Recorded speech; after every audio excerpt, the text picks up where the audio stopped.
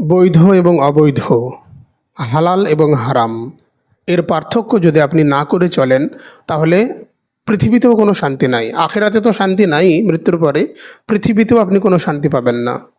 যেমন ধরুন, বিবাহ বহির্ভূত সম্পর্ক, অ্যাফেয়ার্স, হারাম সম্পর্ক, এই সম্পর্কে যদি আপনি জড়ান, তাহলে যে মেয়ের সঙ্গে আপনি এই হারাম রিলেশন করবেন, ওই মেয়ের আত্মীয় স্বজন আপনার উপর অত্যন্ত ক্রুদ্ধ হবেন, আপনাকে মারতেও পারেন, তেড়ে আসবেন, মারতেও পারেন। অথচ আপনি যদি হালাল পন্থায় যান, বিবাহের প্রস্তাব নিয়ে যান, তাহলে মেয়ের আত্মীয় স্বজন, পরিবারবর্গ সকলেই আপনাকে রেসপেক্ট করবে, সম্মান করবে। কোনো মেয়ের সঙ্গে যদি আপনি নির্জনে সময় কাটাতে চান, সেটা যদি অবৈধ পন্থায় হয়, তাহলে সকলে আপনাকে কুনজরে দেখবে। অপরপক্ষে যদি বৈধ স্ত্রী আপনার হন, ওই নারী, ওই মেয়ে, তাহলে আপনি সকলের কাছে একজন সম্মানের পাত্র হবেন। সকলে আপনাকে রেসপেক্ট করবে, শ্রদ্ধা, ভালোবাসা আপনাকে দেবে।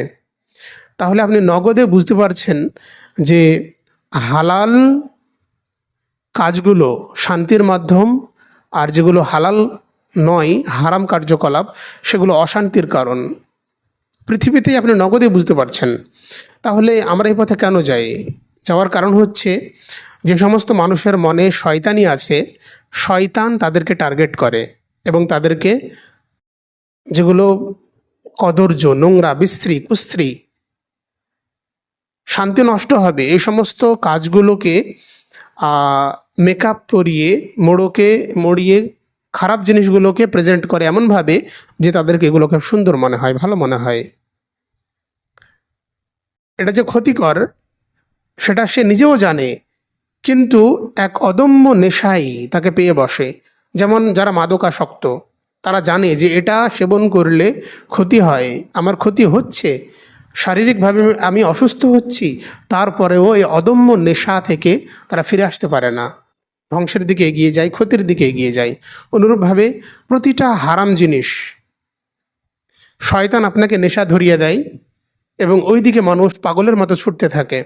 প্রতিটা, ইচ অ্যান্ড এভরিথিং, যত হারাম জিনিস আছে, সেটা টাকা পয়সা ইনকামের ব্যাপার হোক, বা রিলেশনের ব্যাপার হোক, বা যে কোনো সামাজিক, পারিবারিক, অর্থনৈতিক সব কিছুতে হারাম যদি আপনার জীবনে চলে আসে, তাহলে আপনি ক্ষতি সচক্ষে দেখতে পারবেন। যেমন নেশা করলে আপনি ক্ষতি সচক্ষে দেখতে পারেন, কিন্তু ফিরে আসার কোনো পথ থাকে না, ফিরে আসতে পারেন না, অদম্য নেশাই। অনুরূপভাবে হারামের একটা চরম লেভেলের ক্ষতি আছে পৃথিবীতেও, সেটা থেকে আপনি ফিরে আসতে পারেন না অদম্য নেশার কারণে। এটা শয়তান আপনাকে ধরায়। কারণ আপনার মনে শয়তানি আছে বিধায় সে এটা করতে পারে। যাদের মনে শয়তানি নাই, ওইভাবে তাদেরকে শয়তান গ্রাস করতে পারে না, প্রলুব্ধ করতে পারে না। তার জন্য প্রতিটা মুসলিম যুবক যুবতী, ভাই বোন সকলের কাছে অনুরোধ, যে পৃথিবীতেই যদি এই হারাম কাজের ফলাফল এত ভয়াবহ হয়, এত ক্ষতি হয়, মারাত্মক হয়, তাহলে মৃত্যুর পরে এর ভয়াবহ পরিণতি কতটা ভয়াবহ, মারাত্মক হতে পারে, সেটা আমাদের স্মরণ করা উচিত। এই হারাম রিলেশন এর মাধ্যমে সামাজিক যে ভারসাম্য, পারিবারিক যে একটা ভারসাম্য, সেটা সম্পূর্ণ নষ্ট হয়ে যায়। এই জন্য এটা মারাত্মক অপরাধ। এটা এত মারাত্মক অপরাধ হওয়ার কারণে আল্লাহ রাব্বুল আলামিন তিনি বলেন, ওয়ালা তাকরাবুজ জিনা, তোমরা জিনার নিকটবর্তী পর্যন্ত হবে না। এটা তো করা যাবেই না, নিকটবর্তীও হওয়া যাবে না। একটা নারীর সঙ্গে একটা পুরুষের কথা বলা, এটা জেনার নিকটবর্তী হচ্ছে, ধীরে ধীরে নিকটে যাচ্ছে, এটা নিষেধ। কারণ নিকটবর্তী হওয়াই যাবে না, এখান থেকেই শুরু হবে জেনা। আজদানিয়াতু আজদানি ফাজলিদু কুল্লা ওয়াহিদিম মিনহুমা মিআতা জালদাতিন, ব্যভিচারিণী নারী এবং ব্যভিচারী পুরুষ উভয়কে 100 বেত্রাঘাত করো। 100 বেত্রাঘাত করো, 100 বেত্রাঘাত করো, যদি অবিবাহিত হয়। আর যদি বিবাহিত হয়, তাহলে ডাইরেক্ট ডেথ সেন্টেন্স, মৃত্যুদণ্ড।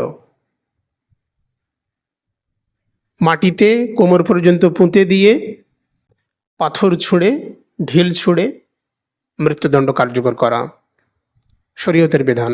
কারণ এটা খুব মারাত্মক অপরাধ। সামাজিক পারিবারিক যে সিস্টেম সেটা সম্পূর্ণ ধ্বংস হয়ে যায়। আর এই কাজে যে বা যারা অংশগ্রহণ করে তারা আল্লাহ রাব্বুল আলামিনের কত মারাত্মক ক্রোধানলে পড়বে। পৃথিবীতেই যদি এর শাস্তি এত ভয়াবহ হয়, মৃত্যুর পরে এর শাস্তি কত ভয়াবহ হতে পারে।